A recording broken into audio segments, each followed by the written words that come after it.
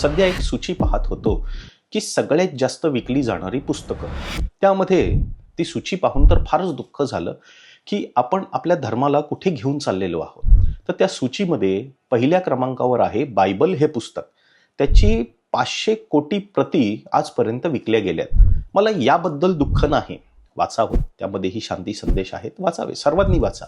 आपल्या 140 कोटीच्या देशामध्ये आपण भगवद्गीता, रामचरितमानस हे वाचत नाही आहोत आणि पहिल्या 10 क्रमांकामध्ये हे दोन्हीही धर्मग्रंथ नाहीत. काय करतो आहोत आपण? भगवद्गीता वाचत नाही आहोत, रामचरितमानसही वाचत नाही आहोत. आपण आपल्या पुढच्या पिढीला काय संस्कार देणार आहोत? मला असं वाटतं की ह्या व्हिडिओमार्फत आपण हा संदेश सर्वांपर्यंत पोहोचवू की भगवद्गीता, रामचरितमानस किंवा आपल्याकडे असे अनेक धर्मग्रंथ आहेत, आपले वेद पुराण आहेत, पण कुठलं तरी एक असा धर्मग्रंथ हा सगळ्यात जास्त वाचल्या गेलेल्या सूचीमध्ये, तो धर्मग्रंथ जास्तीत जास्त विकला गेला आहे अशा सूचीमध्ये आणावा. आणि नुसतं त्या सूचीत येण्यासाठी नाही, तर त्यामध्ये दिलेला जो आयुष्याचा संदेश आहे तो सुद्धा आपल्या आयुष्यात आणूया.